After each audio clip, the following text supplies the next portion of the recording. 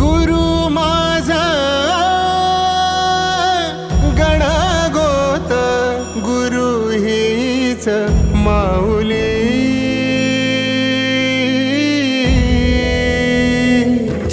गुरु स्पर्श दूर करी दुःखाची सावली.